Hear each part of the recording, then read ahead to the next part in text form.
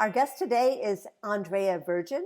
She is the president of the board of the Boca Raton Center for Arts and Innovation and president and founder of Virgin Design, a former ballerina, a successful business innovator. Welcome, Andrea.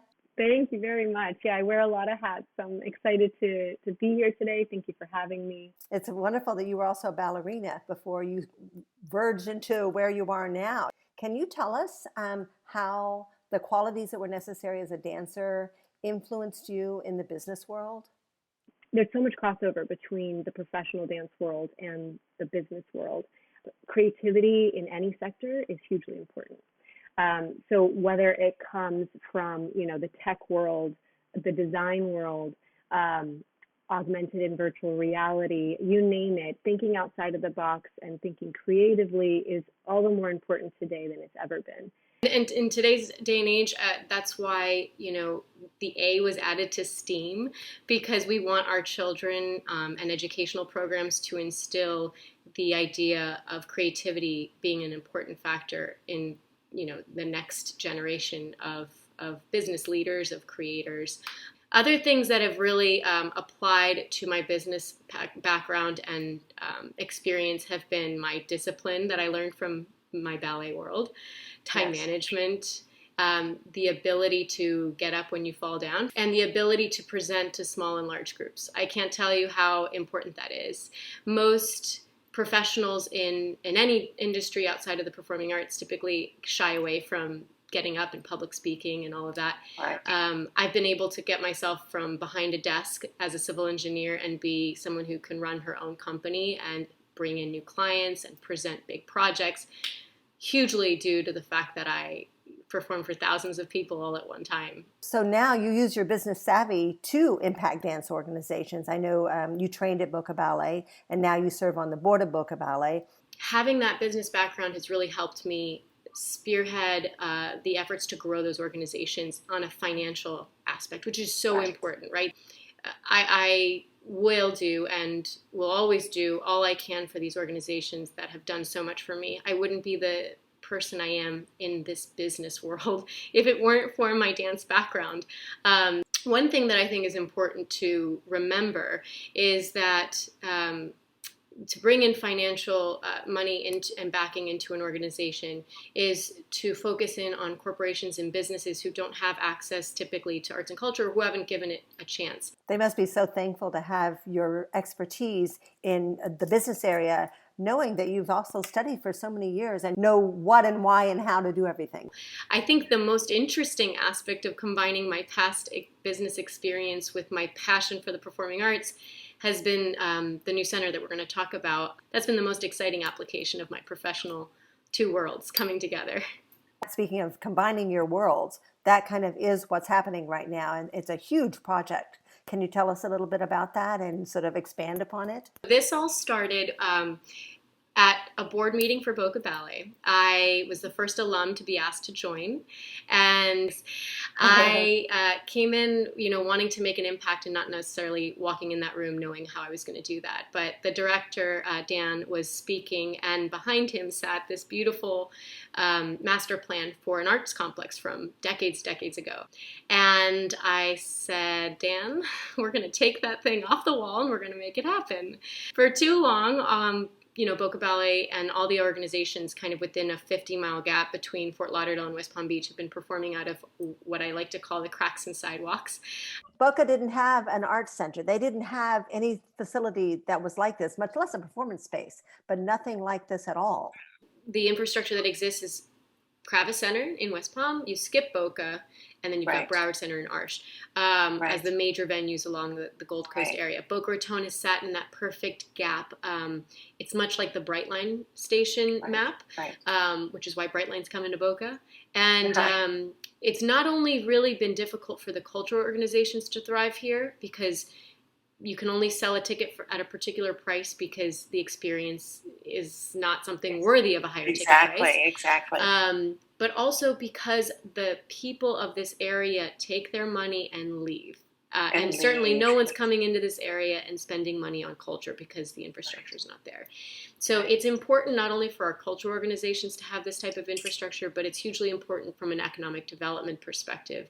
I spearheaded the effort because this type of infrastructure is what's considered large-scale commercial development. And people think, a theater is just a theater, but it comes with, in order to bring it from the ground up, is a huge effort. And you need land use attorneys, you need major architects, you need traffic engineers, economists, commercial appraisers, surveyors, you name it. It comes with this territory just to create a theater.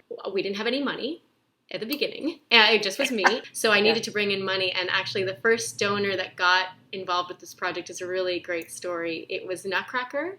The AC had gone out at the high school auditorium that we were performing in. It was 80 degrees. People are fanning themselves with their program. And one of the donors came to me at the Gold Bar reception where we served water bottles because it's a dry campus and you can't have alcohol. Again, terrible experience. And he said, if I cut you a check for $250,000, promise me that you will never make me sit in a hot theater again where I have to drink water out of a water bottle. And that was our first donor for the project. Just really my culmination of contacts, my expertise in knowing the steps that are involved, right? There's pick a site, there's lay it out, there's get the right design team together, there's get the right operator to look at it. All of that is really the reason I think the project has gotten to this point so quickly. We're already at the point now of we're getting a 69-year ground lease with the city of Boca Raton. Wow. And that is a testament to the ability of combining a lot of expertise and a lot of passions all together. Can you tell us a little bit about the facility itself? So this facility is what we like to term a center for the next 100 years, not a center for the last 100. The reason why this infrastructure is so different is its multi-form nature, its flexible architecture. Almost all of the spaces that are proposed through this center, and there's 6 of them, will be highly flexible. So much more multi-purpose, not single purpose. Every surface of the facility within each of these programmable spaces will be highly adaptable. So your walls, your 4 walls, your ceiling, and your floor will all be able to adapt to accommodate any type of configuration that you can think of. Or you can program them all together. Because of the use of broadcast technology and simulcast technology, you'd be able to use all those spaces simultaneously. If your imagination can think of it, it can happen in the center. So the center at its core has that kind of flexibility as the main kind of driver of what sets it apart. Technology is moving ahead so quickly. So the possibilities are kind of endless. And the arts are changing. I mean, the arts, so many things are changing in the arts too.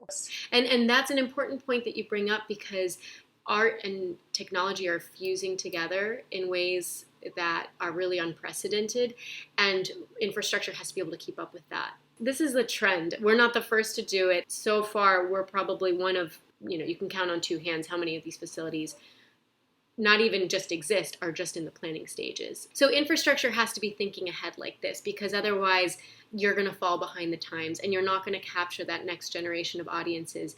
Now more than ever, we have to be giving people a reason to get off the couch and get in their car and drive through traffic and make their way to the theater, not only through our programming, but through the infrastructure itself, because we're going to be vying for their attention, and it's going to be increasingly harder to do that when you have streaming content at home. Coming from a business perspective, what do you think that it is dance organizations need to be doing to move ahead? We are in such an opportune time, particularly here in Miami. We have the luxury of being what really essentially will be a booming market as soon as this pandemic lifts.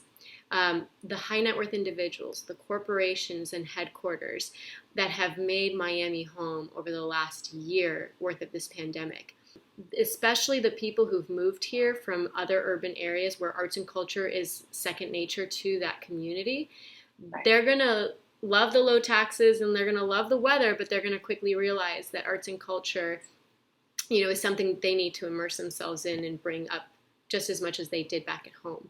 So financially, I think this is an incredible opportunity for our nonprofits and our cultural organizations to reach those new individuals, help them make this place home, introduce yourselves, and really bring them into the fold of your family, both financially and also to inspire them through your art, because they're going to be looking for ways to immerse themselves in this community.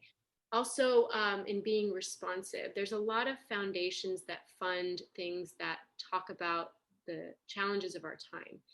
What can our programming do to talk to those points? And then I think there's a lot of programming dollars that could come in fundraising wise to back that, because it's a conversation that needs to be had. But how are we choreographing? How are we programming our way into the future and for that next generation of audiences? And the best way to do that is having cross sections with technology and innovation. And I hope that through this new center, we'll be able to provide, the platform in order to be able to do that. Whereas maybe some of the other pieces of infrastructure may not be able to do that. Your center is probably going to open the door to all of those possibilities. So it was such a wonderful vision and dream. I can't wait to see it realized. And so great to hear everything that you have to say. And it's lovely that you were a dancer and how you've taken that into what you do now and give back, I guess. Caring and sharing.